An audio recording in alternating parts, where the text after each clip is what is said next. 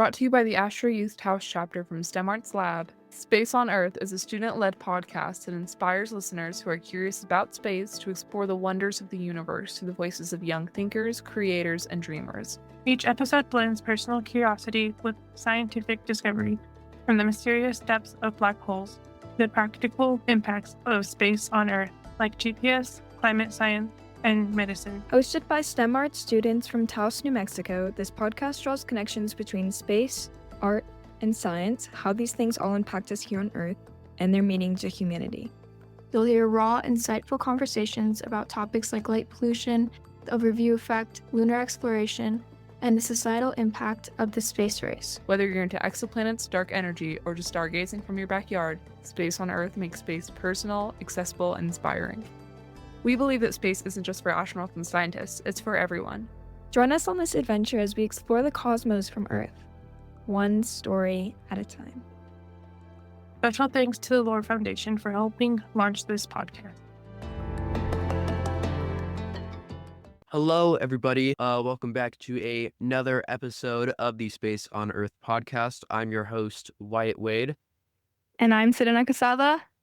And today we are interviewing Summer Ash, who is currently in San Francisco, California.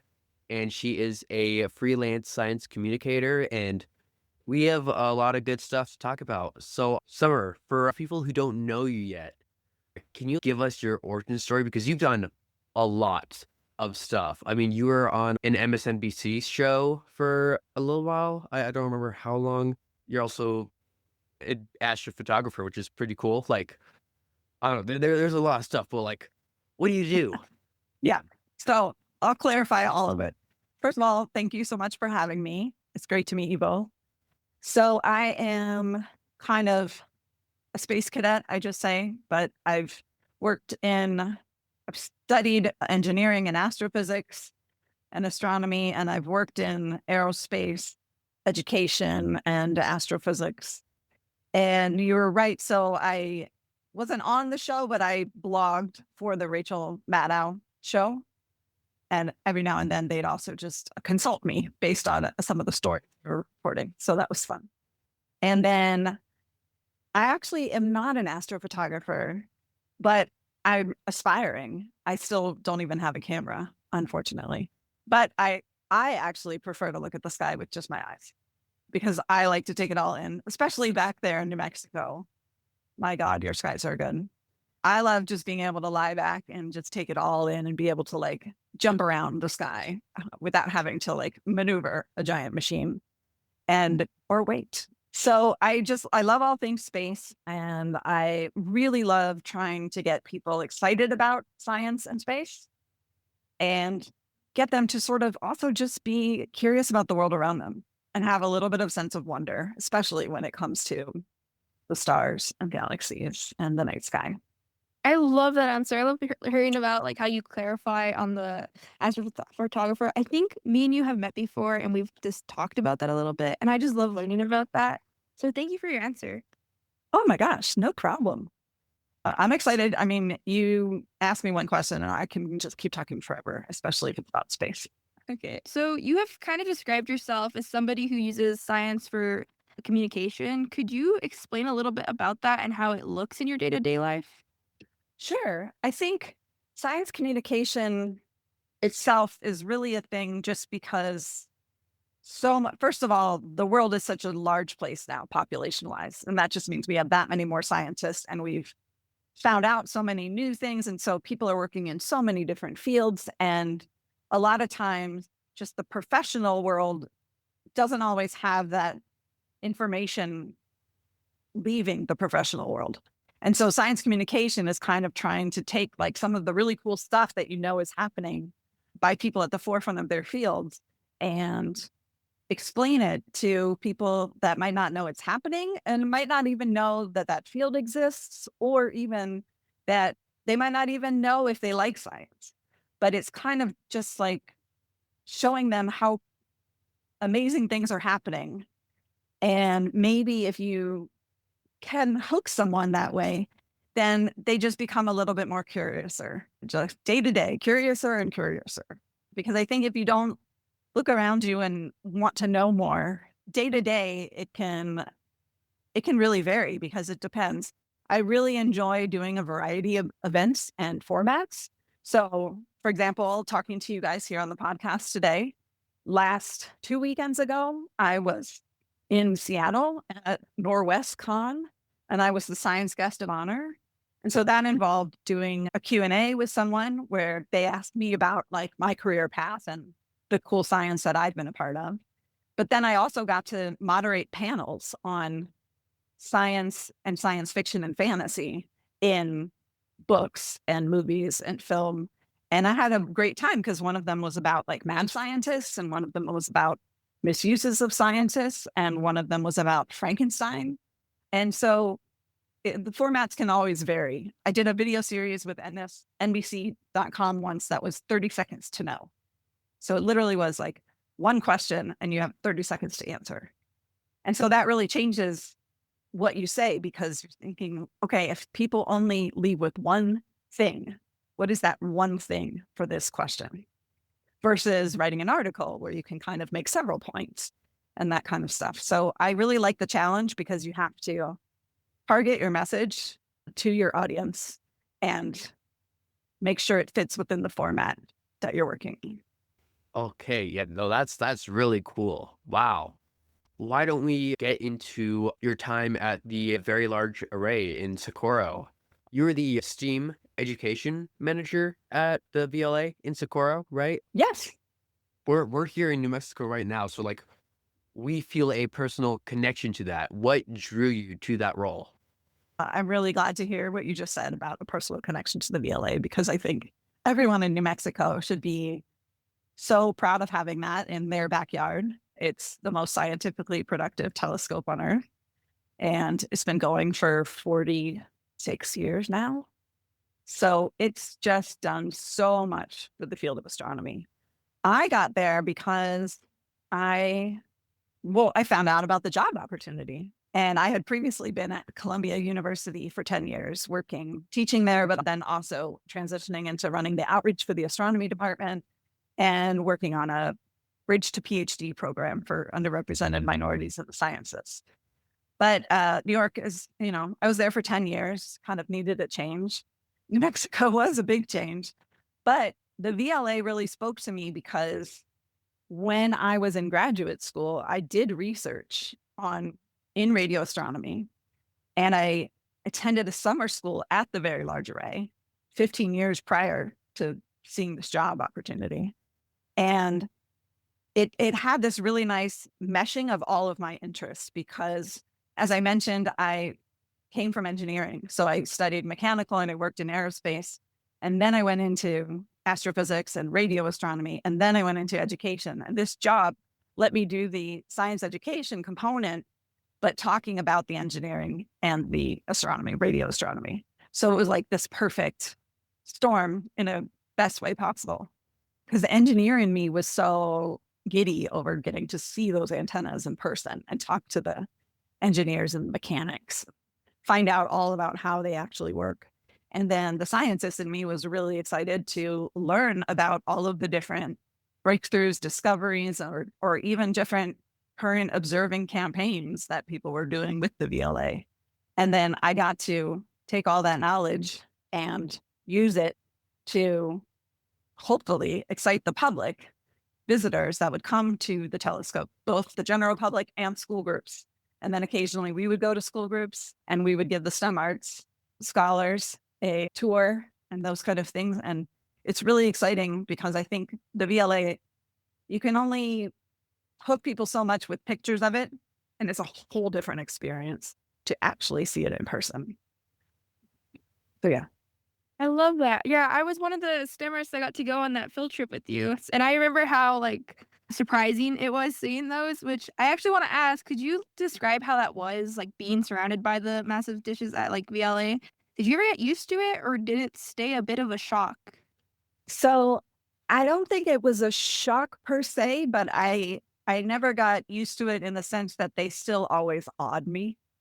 So each of these dishes is over 100, almost 100 feet tall from the ground up. and 80 feet in diameter. So the dishes are 80 feet, 25 meters in diameter. There's 27 of them. And in the different configurations, they're laid out kind of like if you could see them from the sky, like a Mercedes-Benz logo. And when they're all in their tightest configuration, like, it looks like they're just one after another. And then, they really are radio eyes, even though radio is a type of light, but our eyes can't detect it. But they're detecting light from radio sources in the universe. And so, it really feels like they are looking, because every time you see them kind of move and turn and they're pointed at the sky, it's like they're all like, looking up, going, give me the light, give me the light. So they still always excite me, and I still miss them dearly because I always joked that I had 27 BFFs built into my job there. Wow. Yeah. Dude, I've never been, but it sounds really cool. I've seen the photos, and yeah. Moving on. Still talking about the VLA, of course. There's still a lot to cover here. The VLA does radio astronomy, which is invisible to us. How did you explain that to the general public? What was like the trick to making invisible science feel real? That is a great question. So where I normally start is that we talk about something called the electromagnetic spectrum, which is a mouthful. And a lot of times you first get it in elementary school or probably more like middle school. But I don't think people connect with it very well. So I like to show them sort of what the spectrum looks like as far as different size waves, different frequencies, because it's those frequencies are how we characterize the light. So the light that your eyes can see, that you and I can see, we also know it as like the rainbow when we see actual rainbows in the sky, because raindrops are scattering the light. Or when you have a prism and you can make the sunlight turn into a rainbow. So the light from the sun is made up of all these different colors and all these different wavelengths. And the wavelengths that we can see are really just the red, orange, yellow, green, blue, indigo. But we have since discovered that there's light that has much higher frequencies than the blue and the indigo, and much lower frequencies than the red. And this is the trick, because our eyes can't see it, but we can make detectors that measure it. So I like to introduce the different ways in which we interact with all those other types of light. So like UV light, we all know that actually can like burn your skin. And so we put sunscreen on. But UV light is also what's sometimes referred to as black light, which makes things glow, like cosmic bowling or things like that. And then infrared, you can also think of, a lot of times it's like military night vision, where it's actually heat vision. You're seeing heat. But every human is an infrared light bulb. If we could somehow see in the infrared, we are giving off heat. We call it body heat, but we would be seen in the infrared. We would be bright in the infrared. And then microwave, you cook with a microwave, but a microwave is really just exciting molecules that happen to be on the same scale as the microwave light. And that's what's heating up, vibrating and heating up your food. And then x-rays, we all get x-rays at the doctor, at the dentist. And then before I get to radio, then there's gamma rays. And so that's the one I always make a joke. And I'm like, the only person who should have experience with gamma rays is the Hulk and no one else, because they are dangerous and we don't interact with them on a daily basis. But then we get down to radio. And so radio is the lowest energy, longest wavelengths of light. And it was the first type of light other than visible that we did discover coming from the universe, coming from off of Earth's surface. But if you also can look at all of these things and think about just the colors of the rainbow, red and blue on the ends, red light is less energy than blue light. And you can make energy kind of turn into temperature. So we use it as a proxy for temperature. So if you've ever seen either just a campfire, usually they don't get hot enough to have a blue flame, but those old gas stoves, occasionally, when you turn on a gas stove, those usually go blue and then white. And so blue is hotter than red. So then you can think of all the different types of light are just probing that temperature of the universe. So radio is the farthest, lowest end. So it's probing the coldest parts of the universe. like cold hydrogen gas, molecular gas. But the trick with radio is, and this is something that is outside this scope right now, but it also traces, there's another type of radiation that we're not going to get into, but this is just getting to radio, is it probes the magnetic universe. So you get magnetic and cold. So you get black holes and all these things that are high energy and they spin. They'll emit radio waves in a different type of radiation. But then anything that's of this low temperature in the universe is going to emit radio waves.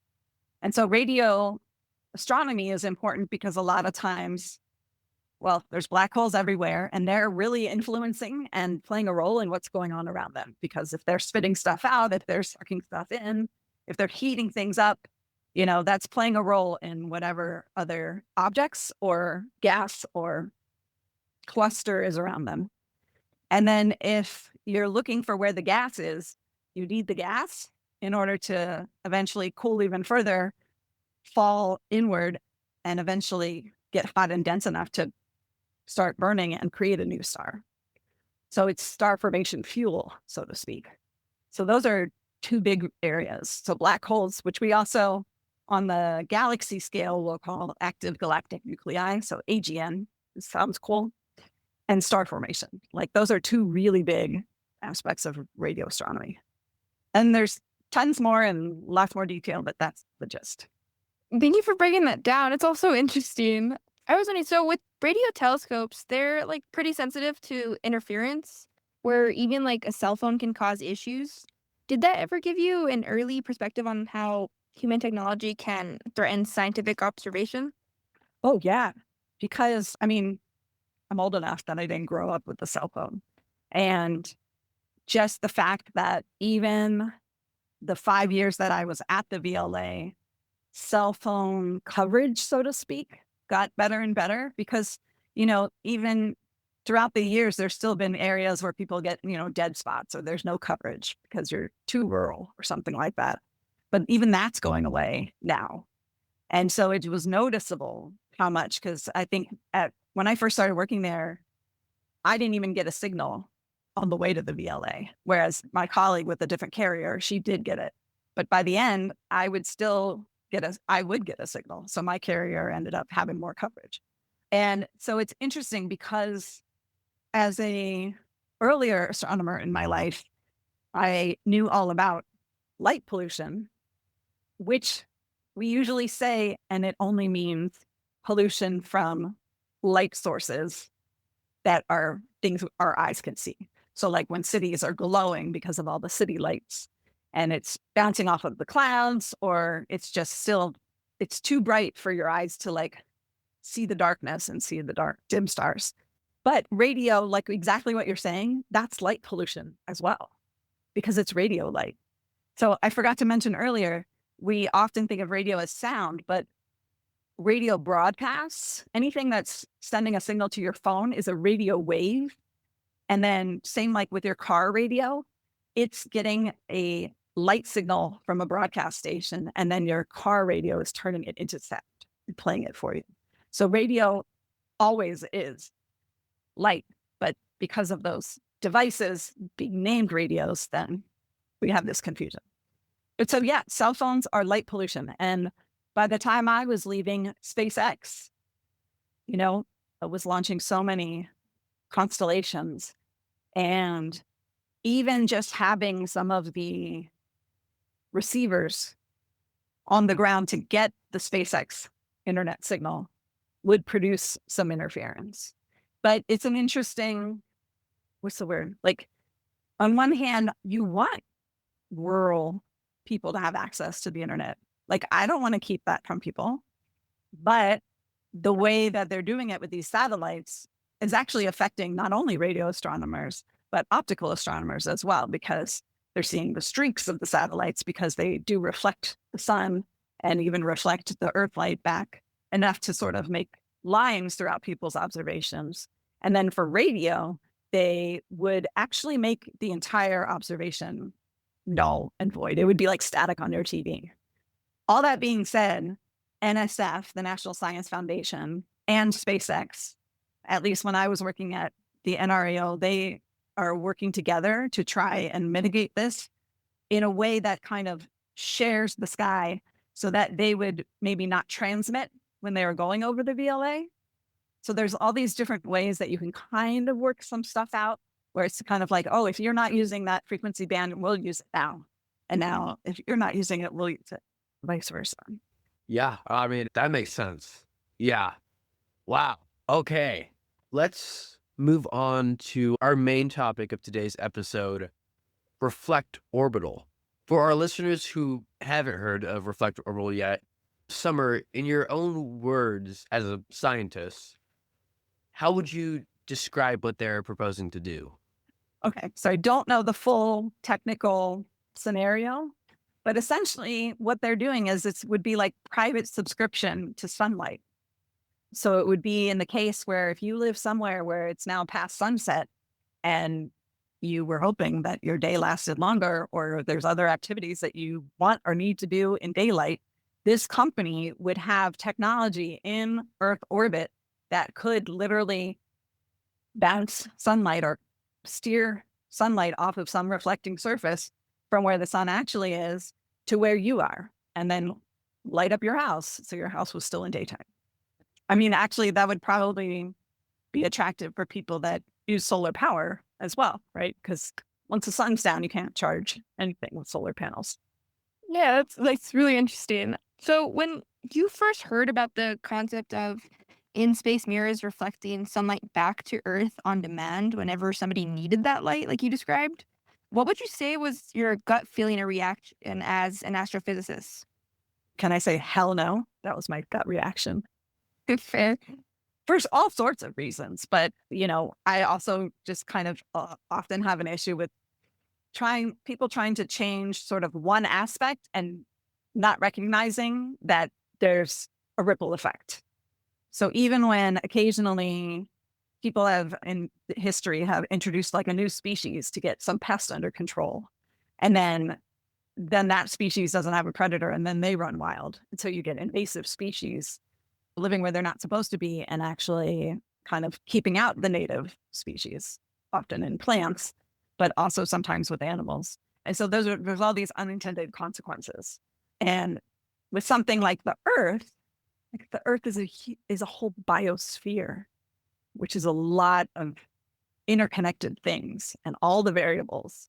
And first of all, I don't even think that anyone could potentially model all the effects of one bounce of sunlight, as a subscriber kind of thing, because we still have trouble forecasting weather and like modeling weather because our atmosphere is so complex. But anyway, so my first reaction was just no, because it just seemed like almost messing with the natural order, which seems dicey, especially if human history is to go on. Yeah. I get your points. Absolutely. So, as an astrophotographer or just kind of a sky person, walk us through what the process would actually look like. Like, where do you go? How long does it take? What are you trying to capture? Oh, sorry. So like as an astronomer. Yeah. Yeah. And that was the second part of your question that I completely forgot. So as an astronomer, the reaction to this is also bad because, as I just mentioned, even with just radio astronomy and Starlink having the interfering with your data collection, and we already alluded to earlier about sky glow, which is the traditional form of light pollution.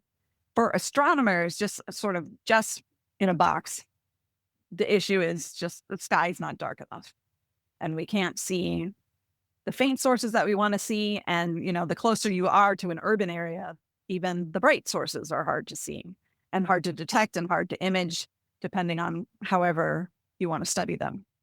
For this, you have to understand also that once the sun sets, I don't know if you know this, but, there's periods called the golden hour and then like dusk and then twilight. But there's actually 3 types of twilight. There's civil twilight, nautical twilight, and astronomical twilight. And the astronomical one is the last one, meaning For astronomers, it has to be darker than civil twilight, darker than nautical twilight, this or darker, in order to have darkness that we need to do our observations from the surface of Earth. And then that works backward towards the dawn, because once the hint of the sun is sort of showing itself, astronomical twilight is the first one that hits. And then it gets brighter for nautical twilight, brighter for civil. And then you have dawn, and then you have sunrise. So the astronomy of the night is the smallest, is limited by the third twilight. So we don't really observe sunrise and sunset. You have this buffer period where we even still have to wait for the skies to get darker. So something like Reflect Orbital, that's putting sunlight somewhere where it shouldn't be, is going to cause twilights in other places, not even just the fact that there's sun in that spot, which is automatically daytime, so no observations. Again, this is optical astronomy, so visible with our eyes. I'm sure, though, there would be other issues, and I'll come back to that in a second. But so you'll have that one spot that's now back in daytime, and then you'll have adjacent spots that are in dusk, and adjacent ones, like it'll be like a circular thing now with bands of the different twilights. And so it's ripple effect, practically, literally, some sort of bigger circle around whatever spot is getting that subscription sunlight is also going to have all of those problems within it. And what I wanted to get back to is that I'm pretty sure, so there's some infrared astronomy that can be done from the surface of the Earth, but not a lot because our atmosphere gets in the way. But putting the sun somewhere where it's already nighttime, like the atmosphere responds to the sun and has a lot of activity around the appearance of the sun and the disappearance of the sun. So a lot of times astronomers too don't want to observe until the atmosphere settles down because of the heat of the sun causing turbulence and a lot of distortions. So now you're putting sunlight somewhere where it's already, say it's had time to cool, because they were like, oh, we don't want the sun until midnight, and then Reflect Orbital turns on at midnight. It's also still interfering. It would still interfere with a lot of, that would just be another aspect in the ways that it's interfering with light, interfering with the turbulence in the atmosphere, the extra heat in the atmosphere. That would be contamination for infrared astronomy. So there's sort of so many different ways astronomically, let alone biologically. Because I don't know about you. I mean, if the sun came up while it was 2 a.m. and I was trying to sleep, I'd be really mad. And it would be harder to sleep.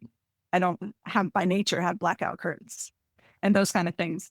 And then it's not just humans. There's so many different life forms that depend on circadian rhythms. And so they literally are active with the sun or they're active without the sun, but they don't adjust it every 3 minutes, whether or not there's a sun or not, sun or not, sun or not. So they need that whole time to do their processes, whatever those may be, but for their survival. So that's sort of where I really see the unintended consequences, like practically all ecology and the biosphere.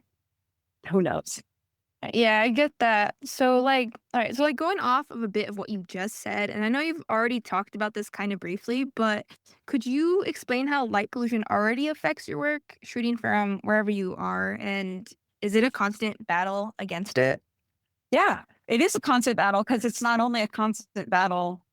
I know we're focusing on Reflect Orbital, which is sunlight, but it's constant battle for both the optical and the radio astronomers, because there's more people. And wherever there's more people, there's more light and there's more devices. So, cities are growing and the population keeps growing, then the cities are expanding. And so that just means all of that light, whether it's the radio light that is spilling out or the optical light that is washing out the stars, so to speak, is a problem. And I feel like it's only going to be more of a problem. So there is a great organization called Dark Skies International, and they specifically are working to protect areas that already have dark skies, and then working with other places to improve their skies by helping to adjust things that are causing light pollution, because there are certain changes cities can make in the way their street lamps are, or in the way that they turn on or off, like corporate office building lights. There's all sorts of things. So the city of Tucson is really close to Kitt Peak, which has a selection of telescopes, and they have light pollution ordinances. So like all of their street lamps only light up facing down, because also no one needs the light facing up. Like it's not lighting anything. It's kind of wasteful. So that's another argument like that dark skies proponents are making too, that a lot of these changes are much more efficient for your power usage. And a lot of times speaking economics is the best way to get people to listen as well. So it's just really a lot of times. So as a individual astronomer, light pollution, would drive me to have to drive my car to places farther and further afield to get dark to observe. As a professional astronomer, it also just means that it's encroaching on where the observatories of the world have been built. They specifically have been built in remote, high and dry places, but they might not be so remote one day with all of the more population and more technology, and whether that's on the ground or in the sky. And so they're going to be affected as well. And so right now, the sky glow, would definitely play a role, and it would affect the hours during which they can observe. And then it affects the quality of the observations, because then the only way to get better quality is to put something in orbit off of Earth. And that is expensive, and you can't go and fix it every time something breaks. Yeah, it's tough. That's really interesting. I just did want to add on the topic of space telescopes. They are really expensive, and if they need repairs, it's going to be pretty complicated to get someone up there, especially since the shuttle shuttle retired in 2011.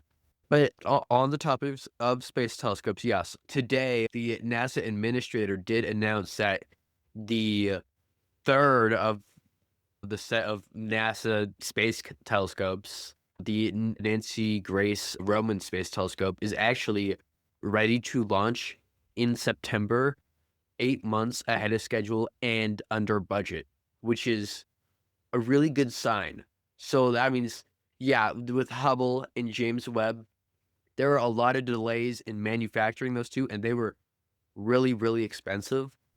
I don't know exactly. Very late on schedule. Yes. JWST for sure. Yeah. Mm-hmm. Yeah, very late. Because it was planning to launch in like 2018 or something, and it launched in 2022. Anyways, I don't know exactly how the NASA administrator, Jared Isaacman, was able to finish Nancy Grace Roman under budget. But I think personally it's really just a good sign in general for the future of space telescopes. Can I jump in on that? Oh, yeah, go ahead. Sorry. Yeah, no, I think that's fantastic. I'm guessing, program manager and maybe the top tier management also just did very well with budgets and with the subcontractors. And maybe, they also picked some great subcontractors who didn't run into problems. But that's really excellent news to hear. And Hubble is, really near and dear to my heart. And JWST is doing incredible things. And all of the space telescopes have. But with respect to the telescopes that are on the ground, I would say there's easily an order of magnitude more. So that's also the big difference with this light pollution. You can't make up for it with the existing space observatories because they only have so much time available on them. A lot of these observatories, they operate where professional astronomers have to submit proposals and then be granted time on them. And the only time you have is if it's visible spectrum, is when the sun's not up. Whereas you can fix that in space, but then again, there's only one Hubble, but there might be, 20 capable ground observatories that you potentially could use for your research. It's not 1-to-1. There's a lot more on the ground. And so to kind of meet the demand of astronomers, like the amount of proposals for the space ones, if all the ground ones like couldn't work due to light pollution, a lot of astronomy just stop because there's not enough time on the existing ones that are in orbit. Yeah, that is a really, really good point. Like, yeah, like you said earlier, with the big three NASA space observatories. Yeah, you reminded me that scientists do need to like submit their proposals ahead of time, and I can't remember if they also have to pay for access to them. It depends, but a lot of the ones I'm familiar with, if they're NSF programs, you do not have to pay. Like the VLA, that's what the funds are for, to operate it for the community of the Oh, astronomers. okay, that makes Yeah. sense. So you don't have to pay, you just have to prove merit that what you want to study is going to somehow potentially increase that tiny little area of the field, and the telescope that you're applying to, why that's the best instrument for that observing. Okay. Yeah, okay, that makes more sense. Cool. Okay, so going back to Reflect Orbital, they say that the light will be contained to like a defined 5 kilometer spot and it'll be able to turn off quickly. Does that reassure you in any way, or do you worry about sky glow spilling beyond that target area? Yes to both. I think it doesn't assure me anything, specifically because I think, if I remember correctly, when SpaceX first launched, they were supposed to they had already been approached about the concern of reflection just off of the actual little cubes or whatever shape that the Starlink is. And they had assured people that they were going to put a non-reflective coating on, and then they didn't. So I find it hard to believe what they're saying off the bat without any demonstration of the technology, which I know they couldn't demonstrate the full thing without launching something into orbit, but I would hope maybe they can do some sort of on the ground version that might allay some fears. Either way, the idea of it coming on and off, whether it's on or on and off, could still be an issue for astronomy. A lot of times, depending on what you're looking at, you might have to be looking at something for, 30 minutes or an hour or maybe more. So you're catching all of the extra light pollution if you're, it's like having a camera and the shutter open for that long.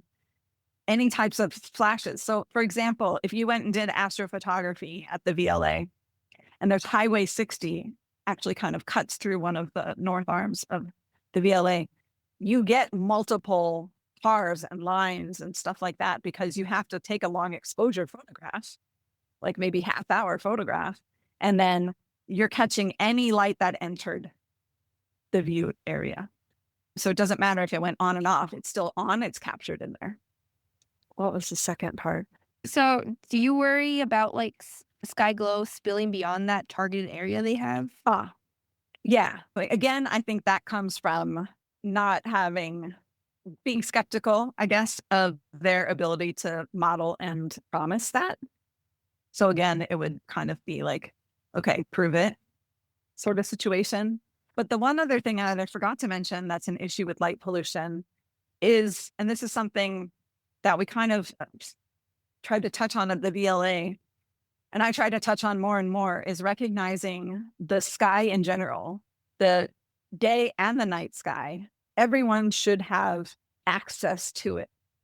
Like a lot of times we think of natural resources as, running water and air to breathe. So we don't want, that kind of pollution. Air pollution is bad. Water pollution is bad. But sky pollution is bad too, because a lot of us Westerners have maybe, left this behind a long, long time ago, but many, many indigenous cultures, like the sky is sacred. And part of their culture and their practices is like communing with the sky.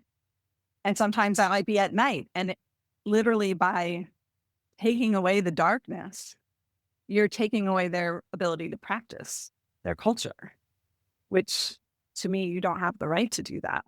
So I just think there's, a lot of times companies too will be like, oh, we consulted everybody that we think is affected by this, but then they don't actually stop to really widen their field of thought as to who actually could be affected. So it's kind of like, oh, we just talked to some astronomers and they're with us, or we just talked to this one town and they're with us. So we have the support, and that's not good enough. Like, you really need to address the populations or the demographics of everyone involved who would be affected. Yeah. Yeah, you're right.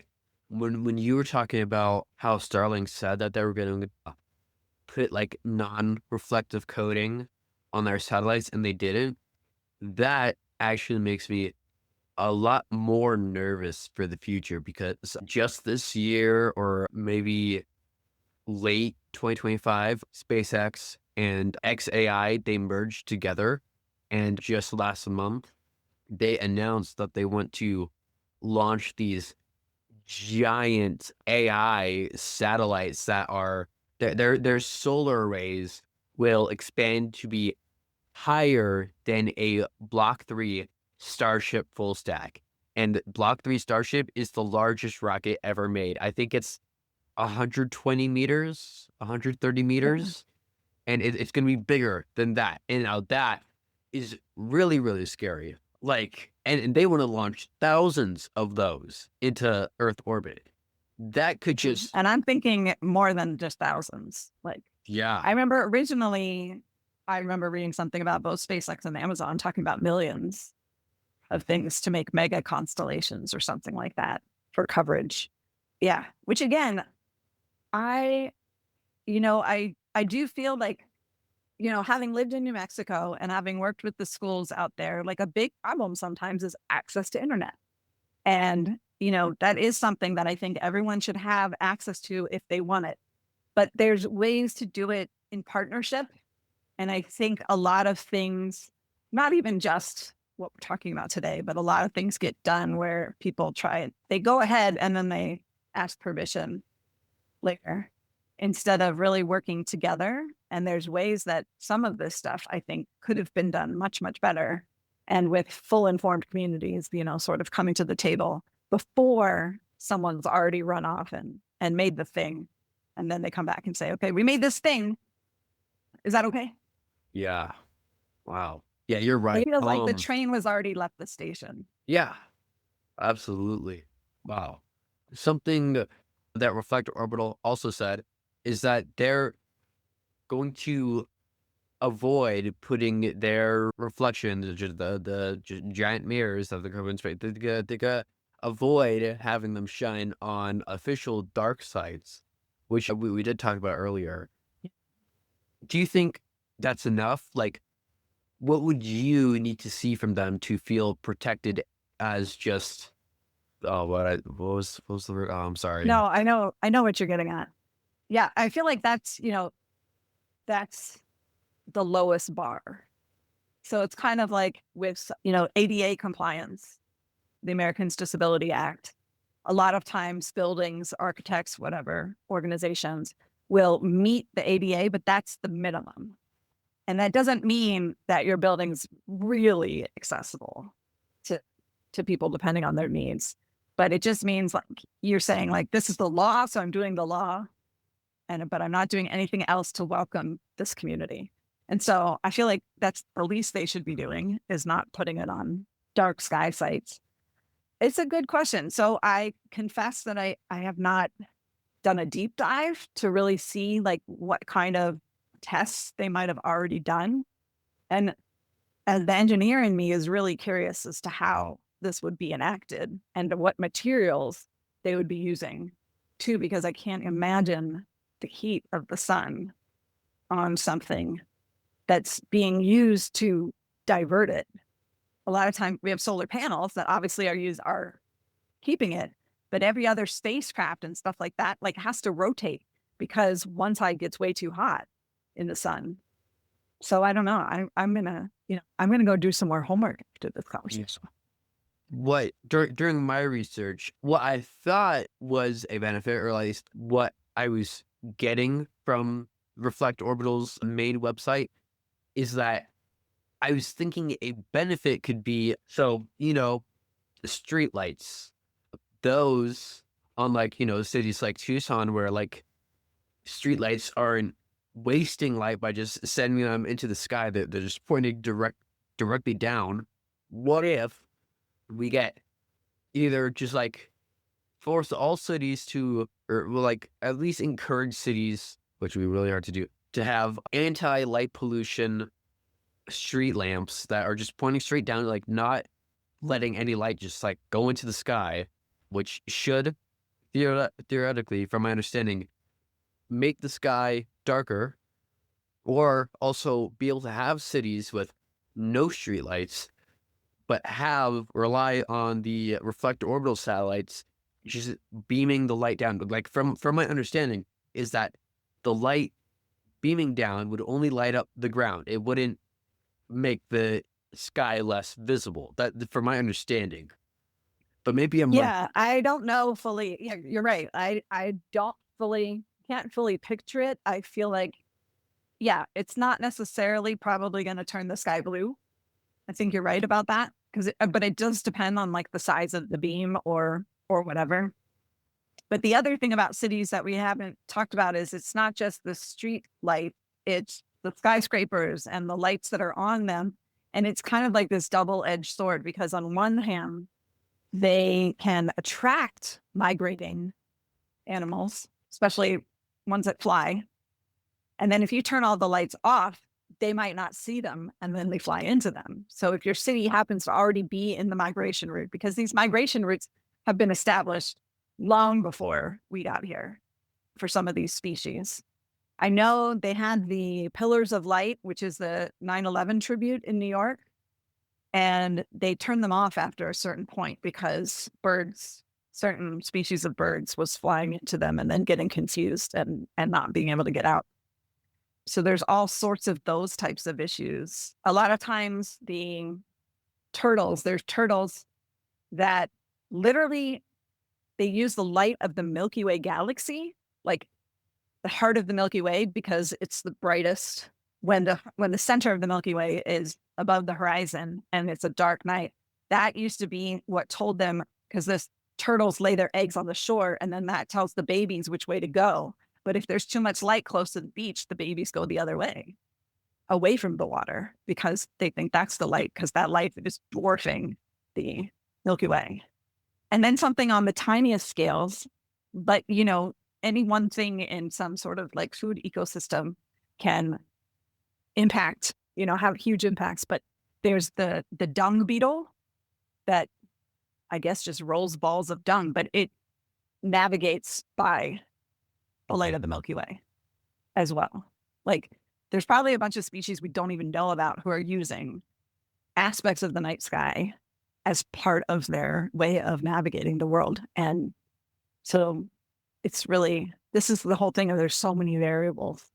And us humans have done a lot to a lot of things already. That worries me.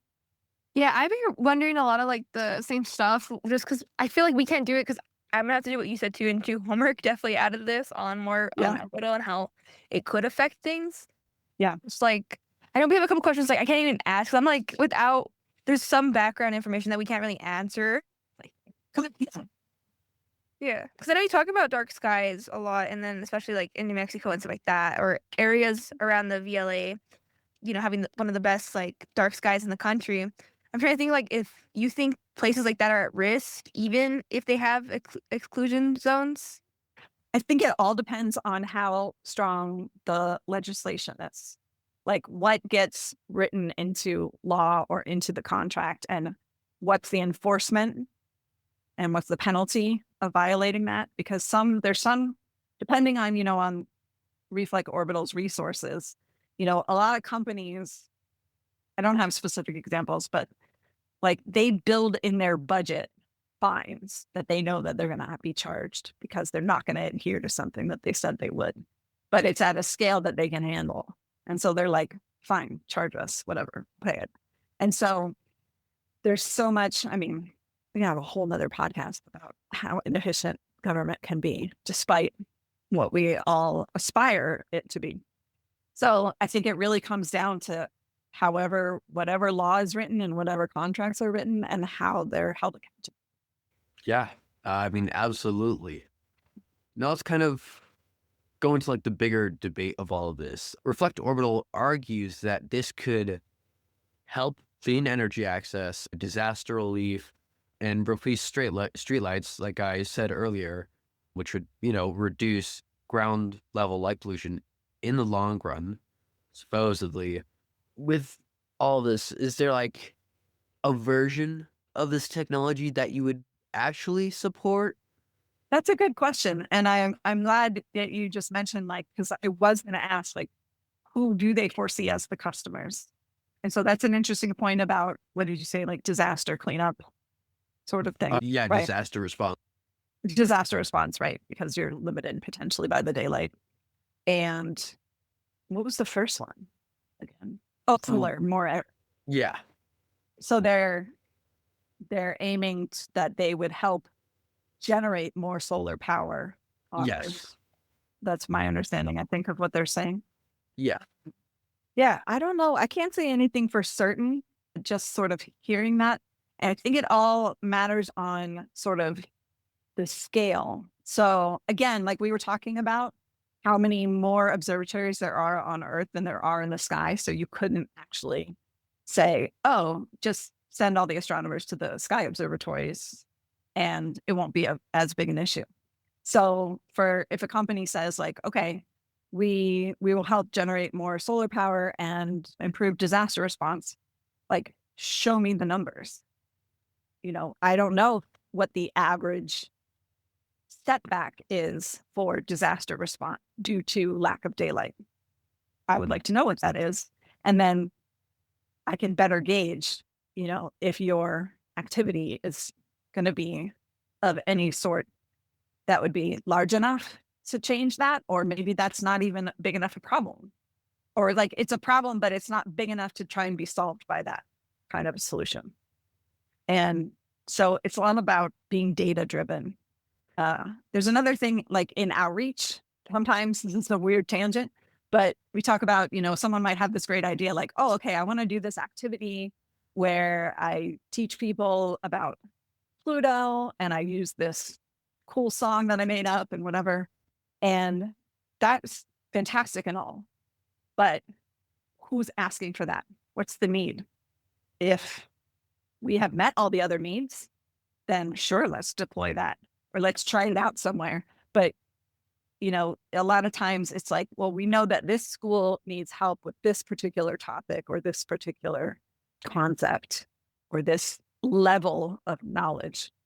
So it's always like, it's great, whatever you want to do. Like, that's great to have the passion, but you need to be filling a need. And so that's the same thing with this company. And there's a t-shirt that I really want to get that I haven't bought yet, but it just says that wasn't very data driven of you.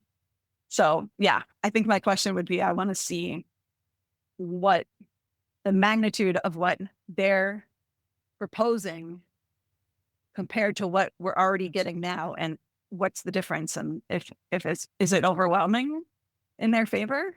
Because that would be interesting if it was. So yeah, I don't know. There's a lot more conversation. I love those points that you make. So thank you for that. Again, going into like the debate part of this, there's a bit of a growing tension in the astronomy community about satellite constellations in general. Starlink is being a big part of that I remember being talked about on social media and online. It's a big part of that debate. How would you say Reflect Orbital fits into that larger conversation? Well, I think because Starlink is already out there and actively interfering, so to speak, with observations, it's just slightly different because this Reflect Orbital is still a bit unknown. So it's like, I don't want to minimize it, but it's almost, the less you know about it, the scarier it is because it doesn't have constraints. And you're like, it could be this, it could be that. And, are they going to do what they say they're going to do and all of that stuff? So it's a bit more unknown, but I mean, every astronomer / scientist that I've been like, have you heard of this idea to like privately subscribe to the sun and do all this other stuff? They've been like, no, that's a horrible idea because it hurts her. I know there's a tension because you want to help people, but people are hurting us. I don't think there's a good answer, but I mean, I have Blue Sky is not as active as Twitter once was, and I have not been as active there as I was on Twitter. So I don't know the full extent of some of these conversations that might be happening there, but just the ones that I've been in when there's a lot of people that aren't aware that Reflect Orbital exists, but there's definitely spreading through the astronomy community and like astrophotography community and just like night sky aficionados. The word's getting out. And I mean, I've seen petitions and things like that, and I've signed a couple things, but I don't know what impact that's going to have. And I don't even fully know what timeline they're working on. Do you?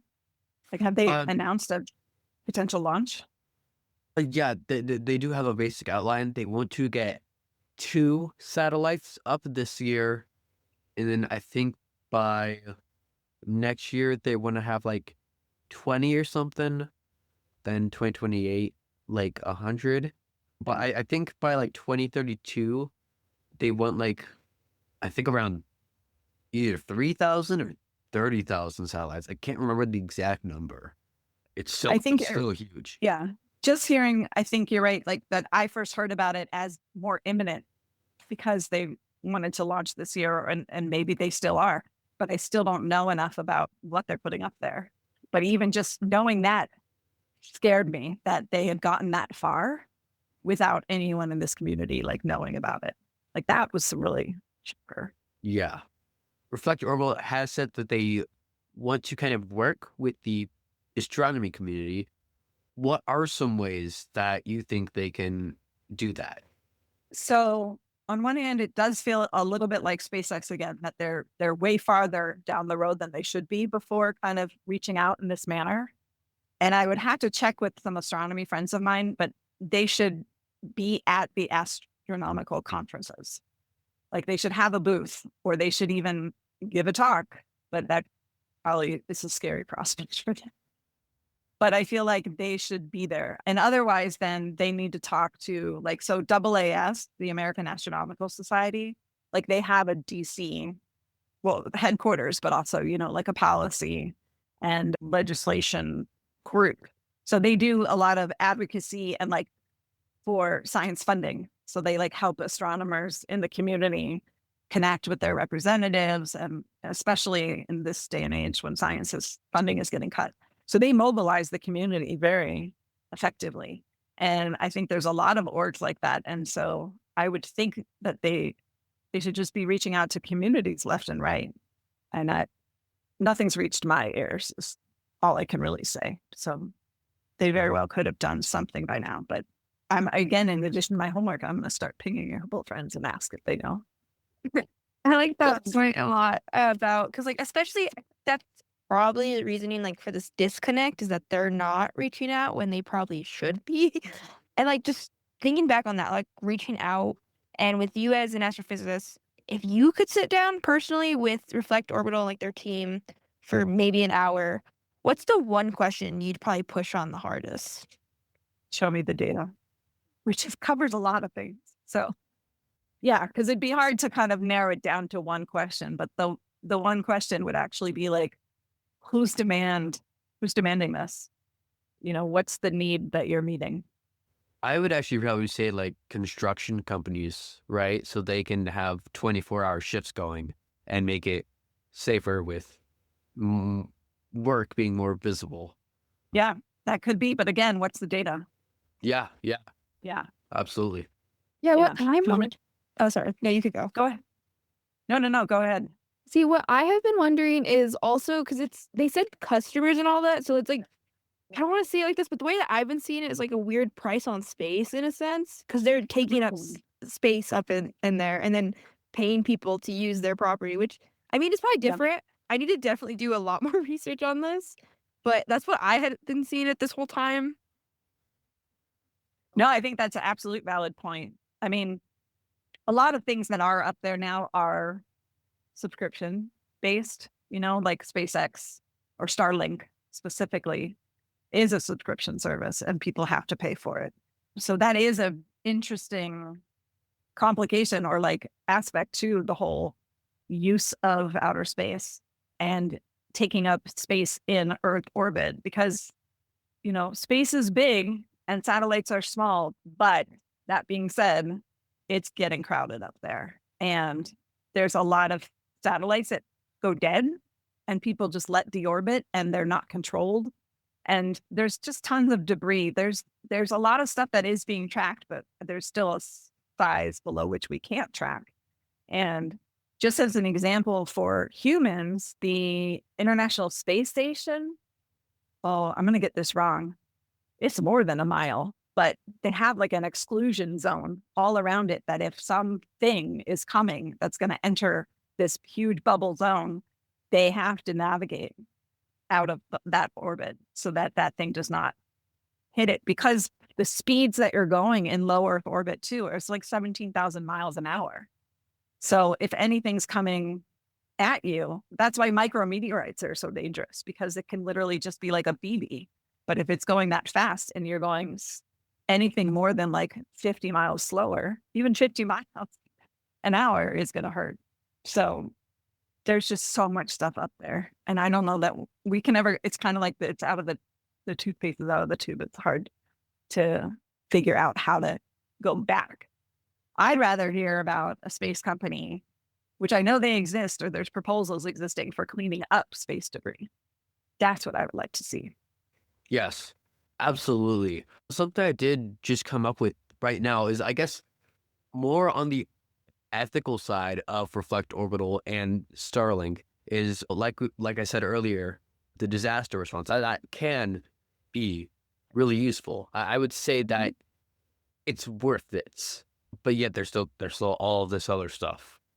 But it's worth it in that sense. But also with Starlink, when there's a natural disaster going on in countries that have service to Starlink, Starlink will give free connectivity for response to that disaster, which I think is pretty useful, along with just like everybody deserves access to the internet. I agree. I think the question is, if there is conflict between that country and the US, will that access still be given? Like, I think there's situations in which politics will enter it no matter what, because you have private ownership of this stuff. Definitely. Yeah. Could you tell us what you are working on personally, and that's something that you're most excited about? Well, yes, actually, the biggest thing in my near future that I'm really excited about is that for the month of September, I will be the astronomer in residence at the Grand Canyon. So they have a really cool artist and astronomer in residence program. So each year they select 3 artists and 3 astronomers, and they get scheduled out around the year, and you get to live at the South Rim and for the time duration that you proposed for. So I proposed for the month of September. And for the astronomer portion, being an astronomer, I'm obligated to do 2 outreach programs a week, and then whatever else I want or other things. And they're willing to support me and help obtain materials and do all of the marketing and that kind of thing. So I'm super, super excited because, in addition to sort of some more, not formal, but, straightforward kind of outreach, what I really want to do is I'm working on kind of talks and walk and meditation and things that are much more about noticing the world around you and hopefully like curating a sense of curiosity and hopefully awe. And I really want to find ways to get people to tie the deep time of the canyon. So like how long, it took for the water to carve that canyon out. That's long, long time scales compared to us on Earth. But then use that as like stepping stone to talk about the time scales in the universe, because those can also really be hard to grasp. And so I feel like there's a lot there that could be really interesting to talk about. And I can't wait. I'm very excited. That is really cool. That sounds just exciting. Just to continue to wrap things up, where can people follow your work and keep up with everything that you're doing? Excellent question. So I am on Instagram under Summertime, which is just SUMRTIME. I am on Blue Sky with the same name.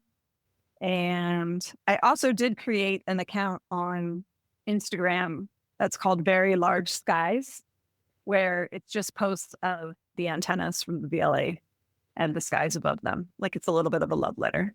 And I have a website that sorely needs updating, but there is a contact me form there. You want to reach out to me. And that's just summerash.com. All right, cool. Thank you so much for your time. This was a really, really fun episode. Yeah, to our viewers, thank you for listening. If you have any other topics or interview ideas that you'd like to suggest, you can, if you're on YouTube, you can reply in the comments, or you could reach out to us on our website, I believe. But I've been your host, Wyatt Wade. And I'm Sirena Casava. And thank you so much for listening. We will see you on the next one.